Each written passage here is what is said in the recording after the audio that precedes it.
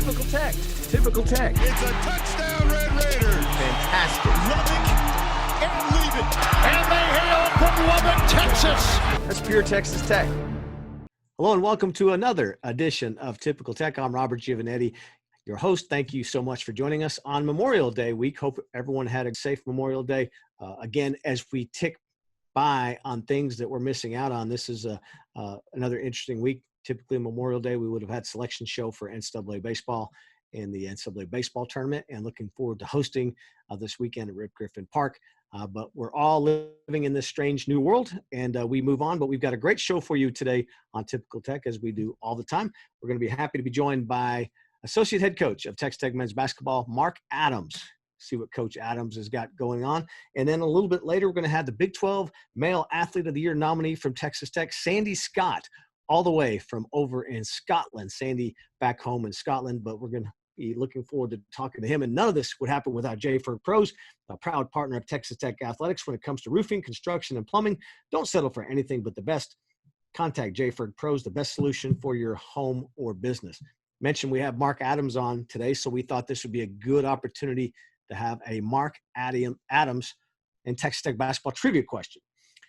So under Chris Beard and Mark Adams, the Red Raiders are known for having one of the most lockdown defensive teams in the nation, including holding 4 top 25 teams to 52 points or less. Who were those 4 teams? 4 teams in the top 25 held to 52 points or less by the suffocating Texas Tech defense. Can you name those 4 teams? And they all have something in common besides being shut down by the Red Raiders. Again, we'll hear a little bit later from Sandy Scott, but let's now go to and see what's going up with Mark Adams. All right, now please be joined by Texas Tech Associate Head Coach Mark Adams. Coach, thanks for joining us. And again, I'd like to start out with everyone. How you dealing with all this time here in the COVID pandemic? How you been handling it? Oh, I guess like everybody, it's slowed down. We've been hitting at such a fast pace, Gio, that it's been kind of awkward because everybody's had to push the pause button and go indoors. And but I think with all that, it's given me a time just to reflect on important things in my life. I get to be around my family. Right. I'm doing a lot more reading, listening to podcasts on basketball, and spiritually, I'll get a chance to a lot more praying and reading the Bible. So it's been a good thing for me to kind of slow down and get to reflect back on what's happened to us this last year and where we're headed next year, and just kind of reevaluate my life. And how about you? How's your family doing? How's Rachel? She's been doing very well. We got to have her home for several weeks before she had to start an internship, so that was nice. Like you just mentioned, it was a good chance for us to. That's time we never would have had previously, as she was finishing up her college career, and so that was good. I was going to ask you, is she still at Texas? Yeah, she's graduating in August from University of Texas. So a lot of us really question your parenting on that deal. I don't know if they were down there, but yeah, you had yours go to Texas yeah, Tech. I was a good parent. I steered them in the right direction. So, but my son Luke, he's head coach at Mexico Junior College, so he's been home with us for the last 2 months and still hadn't taken out the trash and made us bed. Just eats a lot, but it's good having him home. Hey, is it interesting to see, so the veteran coach there and then the young up-and-coming coach with Luke, is he learning from you during this time about how, he's probably chomping at the bit to be getting out there and doing what he does, right? He loves basketball, and he's done really well. Very proud of him. But, yeah, he'll call me up. There was one time he called me up at halftime, and Coach Beard was in here. He was frustrated and started to ask me some questions, and then Coach Beard chimed in. So we were both coaching during one of the half times. So it was it's been a lot of fun to see him grow as a coach and mature as a young man. Hey, Abby, your daughter, watching her during games, she obviously loves basketball too. Has that been your whole life, that your family has just been all about hoops and basketball? Unfortunately, they didn't have much of a choice, Gio, but because that's all they've known is basketball. My daughter just loves Texas Tech athletics, and she's probably my biggest fan. Even though she didn't play basketball in high school, she was about the 3rd grade, and she came home and just said, "Dad, I've got to talk to you about something." and you're not going to like it. And I said, well, Abby, what in the heck is going on? She said, well, I don't like basketball. I don't want to play basketball anymore. I just want to play volleyball. And so she thought that was going to bother me. It did. I grounded her for about 3 weeks. And but I said, Abby, your middle name is Jordan. I named you after Michael Jordan. At least stick with it. But anyway, she's a great basketball fan and just loves all tech athletics. You probably were able to give Coach Beard a little advice on that, because he had that happen with a daughter, didn't he, recently? She gave up basketball. Yeah. We both talked to Ella about that in length, and but she loves soccer, and that's what she wanted to do. But she was a heck of a basketball player. She still may go back and play her senior year, but very aggressive, tough player. So she was fun to watch. Hey, how rewarding was it for you to get to coach Luke and see Luke go through and be able to play? I mean, he was meaningful. He played meaningful minutes at Texas Tech and was a good player and a fan favorite. He did. Tubby Smith was gracious enough to hire me as the director of basketball ops. And I was at Howard College at the time, and I wanted to be at Texas Tech and involved in Division I basketball. So it was a great experience for me, and then get to watch Luke on the sidelines. He played much more for Billy Gillespie. He started 7 games, and I think it's Texas A&M. He played all 40 minutes as a freshman. But when Coach Smith got here, he got better athletes and players, so Luke didn't get to play as much. But it's kind of funny. There was one time we were I don't know who we were getting ready to play, but I had a particular basketball play that I was going to draw up for Tubby, and he looked at it and said we might use it. And then it wasn't about 20 minutes later, he's over there. Luke's got it drawn up a play, and he used his play, wouldn't use mine. So anyway, but Luke's always wanted to coach, and we've had a lot of fun talking X's and O's. When did you decide you wanted to be a coach? I know there's famous stories of you sitting up in the bleachers at the Coliseum during Coach Meyer's practices. When did you decide, hey, this is what I want to do? I grew up in a sports family. My dad actually played football at Tech, had a scholarship here. Then he transferred to Hardin-Simmons, but had a great boxing career, won 5 state Golden Gloves championships, one in Oklahoma, and still holds the record for most consecutive championships. But my twin brother and I grew up playing all sports, and I just always wanted to be a Red Raider, either as a quarterback in football or on the basketball floor. But I was raised by a farmer, and so I started hoeing cotton. I was like 8, 9 years old, and I knew I didn't want to farm. Now my brother farms to this day, but he can fix about anything. I can't fix a flat, but I'm telling you, he has a mechanically inclined mind. It just fit him perfect. But I always knew I wanted to do something besides farming, and I love sports, and God had a plan for me, and I just have a passion for basketball. So I am very blessed to be in something I love, and here at Texas Tech. And you picked up boxing too, right? Because you're a pretty accomplished boxer, are you not? Well, that's a rumor I'm spreading around, Gio. But I only had about 10 or 11 fights. I was fortunate enough to get to the semifinals of the Golden Glove State Tournament, lost in a split decision. And my brother got to the finals, but a lot of credit goes back to my dad. We grew up boxing and learned how to throw our hands. So, but I've always had that fighter mentality. Same as Coach Beard. That's one of the few things that we actually have in common. But we always, we feel like competition's a fight, and so we embrace that and try to instill that in our players. Who do you point to? I know you've worked for some great coaches, including the one you're working for right now, Coach Beard. Who is kind of your mentor as a coach, and you learned a lot of your basketball acumen from? Other than my father, who was really big in just the mental preparation part. Gerald Myers. When I came to Tech, I played basketball at South Plains College, and then I came over here, and he allowed me to come out and be a student assistant. So started with Coach Myers, learned a lot from Coach. And Sean Sutton's on our staff. His dad, Eddie Sutton, was a mentor and someone that I really looked up to. I think Coach Myers and Coach Sutton would be probably the two that impacted my life the most coaching. And you get a lot of credit, deservedly so, for the defense and your defensive mindedness. Does that come from, the fighter mentality, the fighter spirit, right? Not a lot of guys want to go in there and play defense, right? You're looking for a hard-nosed type guy. Yeah, my twin brother would say that because I couldn't play offense, I was so bad scoring-wise.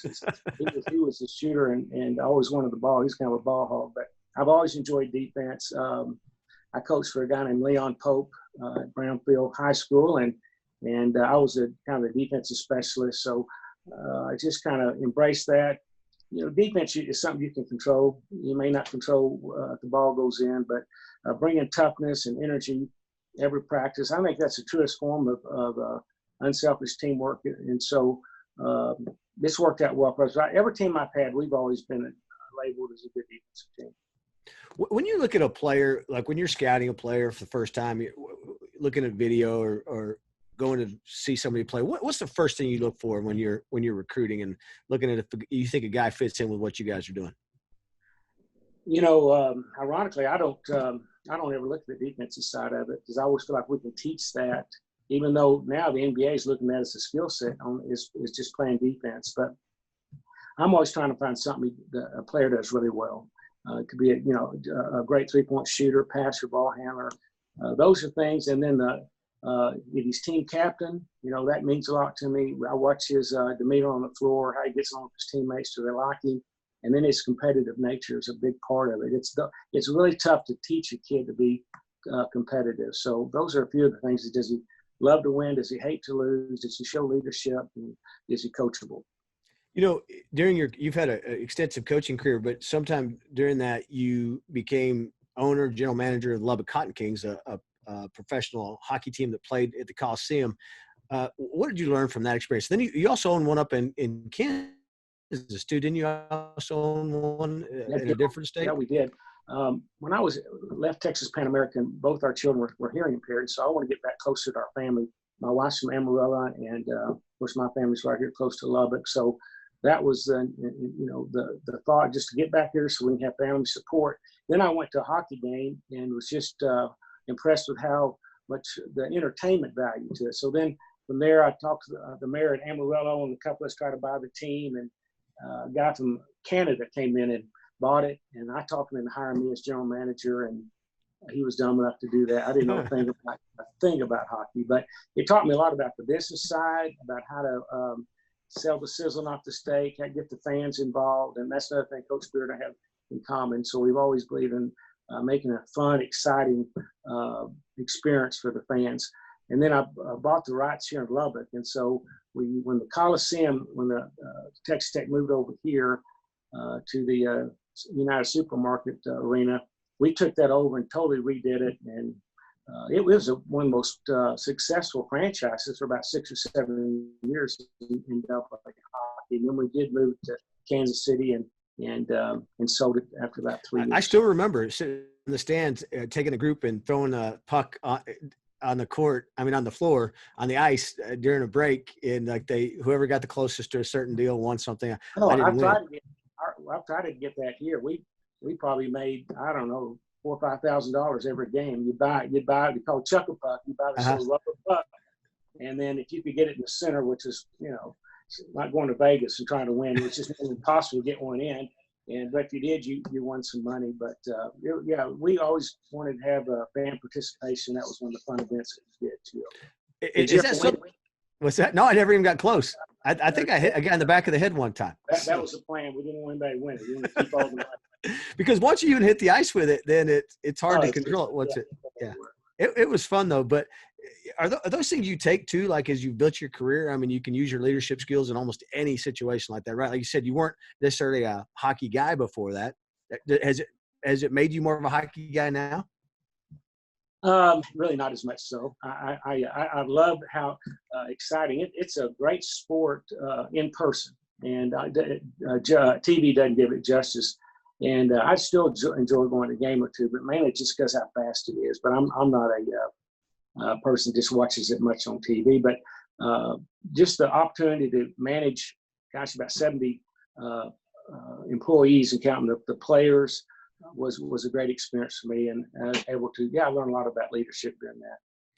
Hey, that picture behind you, the collage there from the run to the Final Four. When you look back on that, are you able to appreciate it more now than when you were in? I know you probably appreciated it at the time, but now looking back, how special was that run?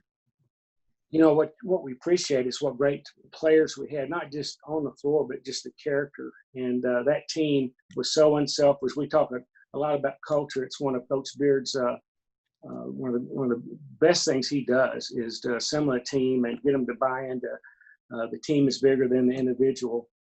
But that team even taught us a lot about culture because they were so supportive of each other and didn't care who got the credit, but just wanted to win.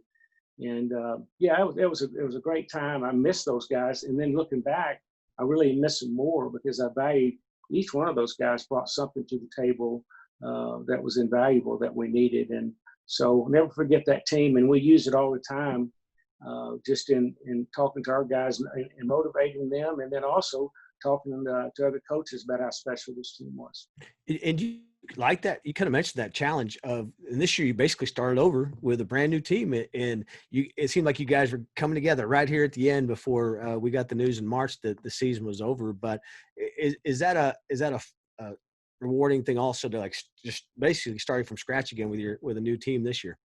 Yeah, I think give Coach Beard tons of credit for that. But yeah, with 7 freshmen coming in and such high expectations. And I thought we were just about to turn the corner. You just learn a lot through your team. They learn about what your expectations are. But we won like 5 out of 6, and we lost 4 in a row, but it was very close games. But going in, we're going to play Texas, and we thought we were very prepared to play them. And they beat us at home a few weeks before, and they hit some big shots. So we were very confident. We worked really hard. We thought we were going to turn the corner. That was, a little over 2 months ago. The one I had a little bit of concern for Davide Moretti because it was just a couple of days before that their prime minister had just declared basically there's a pandemic there in Italy and advised everybody to stay home. So you could just see in his eyes that he was really worried about home. So I didn't know how well he was going to play, but I thought everybody else was focused and ready to go. So you ready to send Luke home and get him back to work, and you guys get ready to be back on the floor? About a month ago. So he's not leaving.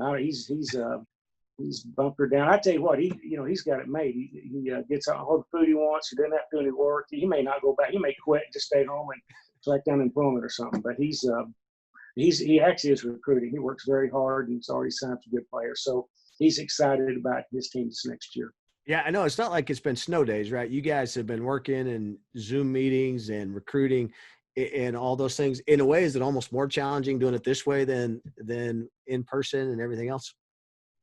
It has been, but we've learned a lot about what you can do with the resources that are put in front of you. So I've done a lot of Zoom clinics, and I know so has Coach Beard.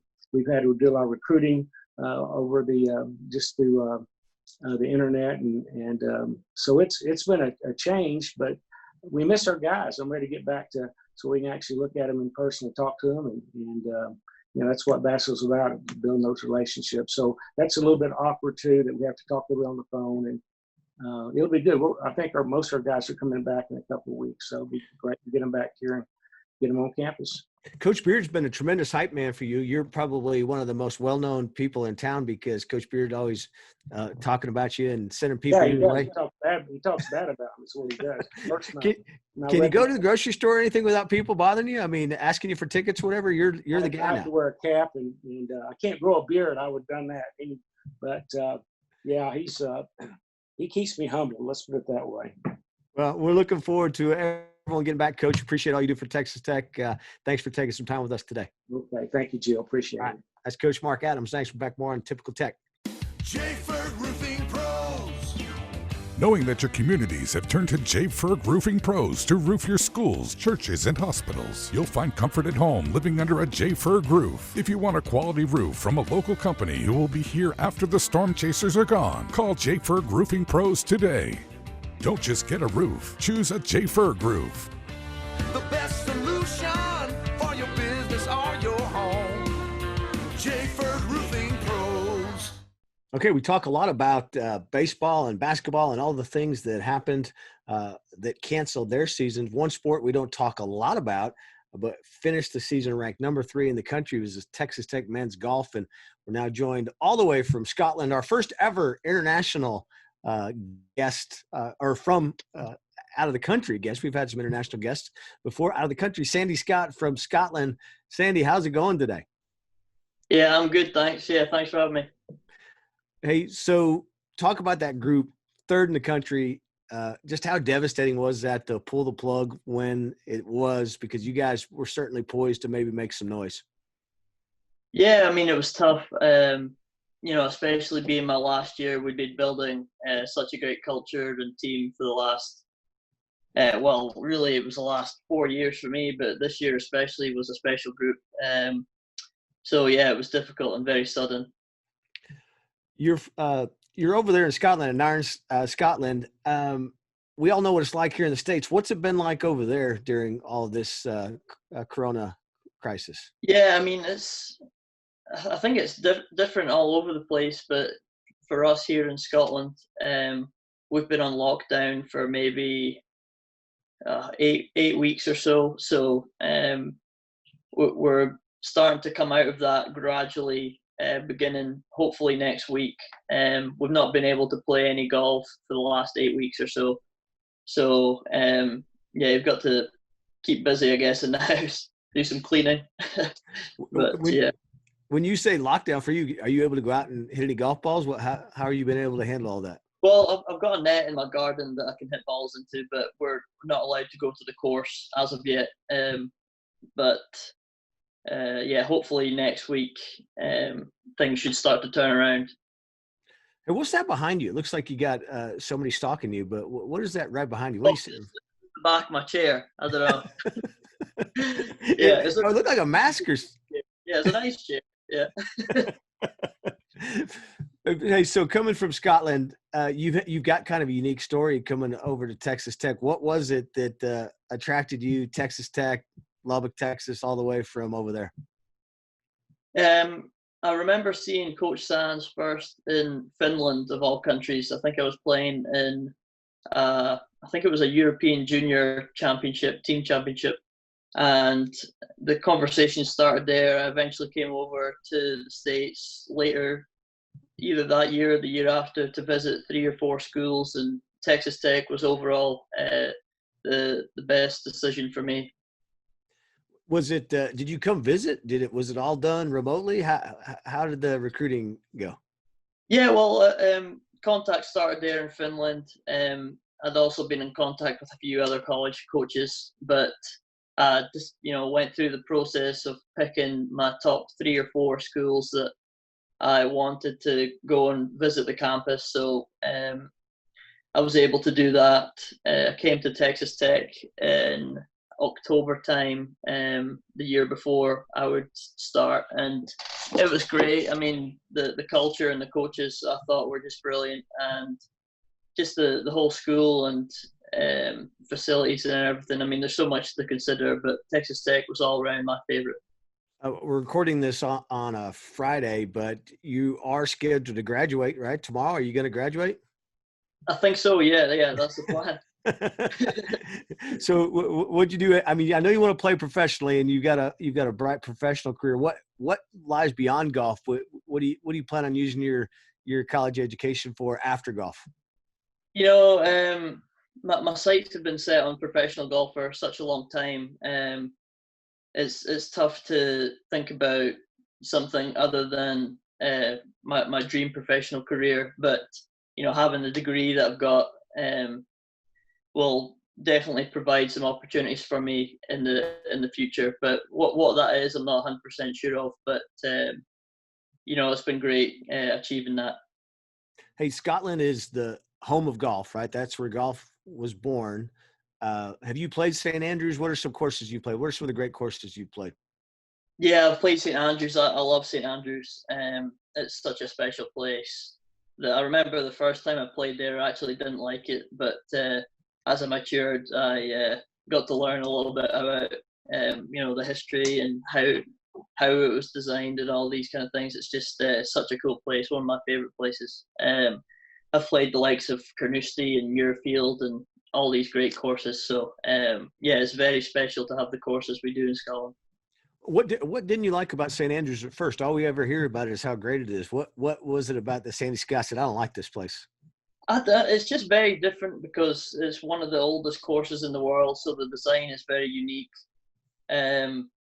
So I guess it was different to what I'd been playing for I think the first time I played it, I might have been 16 years old or so. So I appreciate the game a little bit more now than I did back then. And so, yeah, it took a couple more times to play that course for me. I fully appreciate its glory.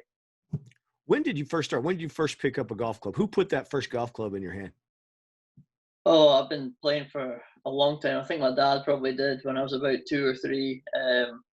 He was a professional when I was growing up, so it was pretty easy to find a club and ball kicking about the garden. So Is it like that in Scotland? Again, the birthplace of golf. Is it like some place that there's soccer that almost does everybody play golf in Scotland? And most people play golf, pick it up and go? I wouldn't say everybody. I mean, I'd say it's one of the more popular sports. Where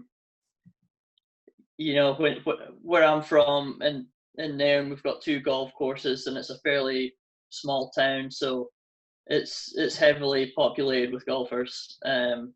So it's easy for me to say here, but I can't really speak for the rest of the country. But it is very popular. Uh, how hard was it for you to get back home and get to everything when all the shutdowns happened? Was it a logistical problem for you? Was it pretty easy to get back home? Yeah, well, it was such a shock when everything started changing over in the States. I made the decision that it was best for me to go home, and it was just such a quick turnaround. So, I mean, I was looking forward to getting home to see family and friends and stuff, but then the whole lockdown situation started, and that kind of changed my outlook on things. So, I've been fairly busy with finishing up school and stuff and preparing for what's ahead. So, it's been okay. I mean, it's not ideal, but it's been okay. Was the school part easy for you to pick up as far as like everything moving to online remote? You guys maybe are better suited because you're used to being away, right? And doing your classwork while on the road, et cetera.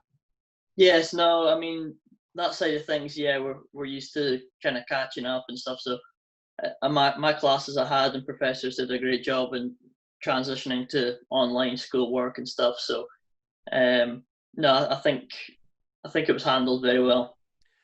When you look at your game and transitioning to the professional level, what do you see as the thing you need to? What's your greatest strength, and what do you see the thing you need to work on most to move to professional level?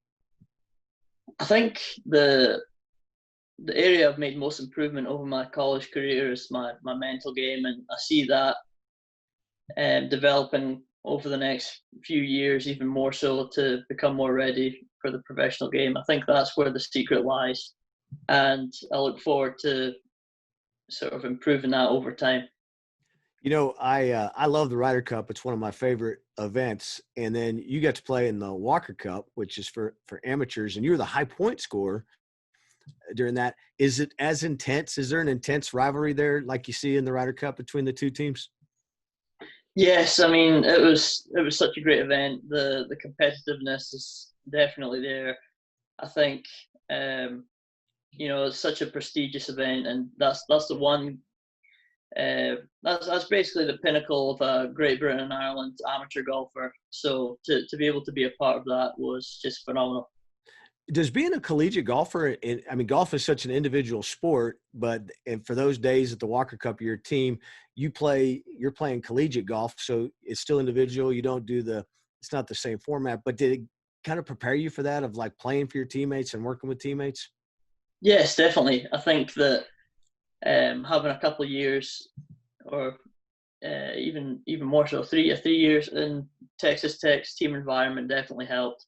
You learn so much from your teammates and your coaches about team culture and how to perform best as a team and not necessarily as best as an individual. So I took a lot of that and tried to apply it to our team environment. And I've played in smaller teams in the past with Scottish golf and stuff, and even for my county. So I've had a lot of team events thrown in there in my career, and it's nice to have a mix of both. You are Texas Tech's nominee for Big 12 Sports Person of the Year, Male Sports Person of the Year. How do you look back on your career at Texas Tech? Good decision, and how all that played out for you? Yeah, I mean, I wouldn't change it for the world. I feel like going to college has made me a better person, a better golfer, and I think I'm more prepared for the future than I ever will be. So, yeah, I have no regrets. I think that it's been a huge learning curve for me, and yeah, it's just been a fantastic time. How important was it to have the Rawls course for you guys and have that available and all that comes along with that, the amenities there at the Rawls course?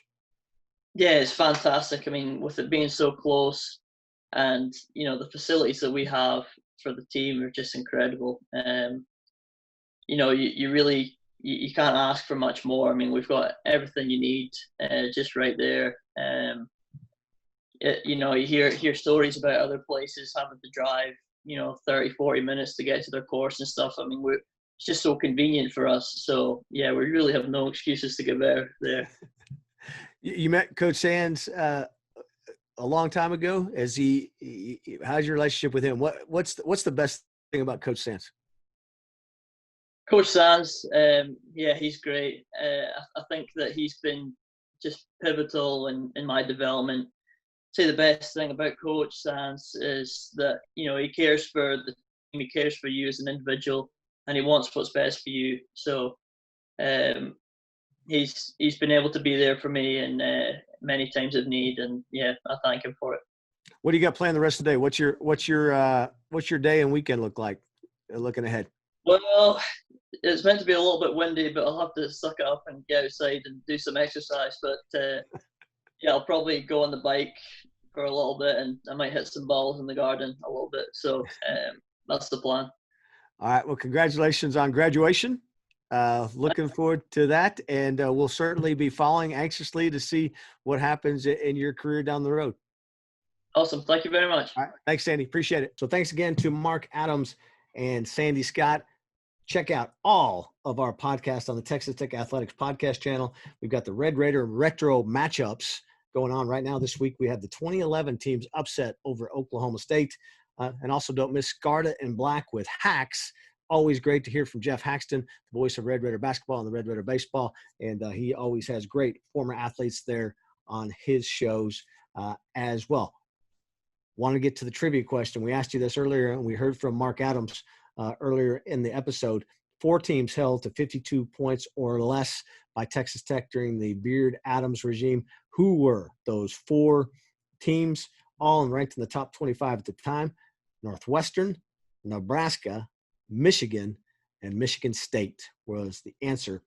All 4 teams from the Big Ten, all 4 teams at the time ranked in the top 25. All 4 teams taking an L to the Red Raiders, and all 4 teams being held to less than 52 points. Again, like or subscribe to us on the Texas Tech Athletics podcast channel. Before we leave, I know there's been lots of strange things happening as we all deal with the global pandemic, and our student athletes are no different than anyone else. They're having to deal with doing everything online while they're still trying to keep themselves in shape or anything, and all the things that go with being a student athlete. But how about this? At the end of the spring term, the department cumulative GPA at Texas Tech Athletics is 3.382. 11 teams currently have a cumulative GPA of over 3.2. That is typical Tech. Thanks again to Mark Adams. Thanks again to Sandy Scott. Thanks to you for watching and listening. We'll see you next week. It's typical Tech. Typical Tech. It's a touchdown, Red Raiders. Fantastic. Lubbock and leave it. And they hail from Lubbock, Texas. That's pure Texas Tech.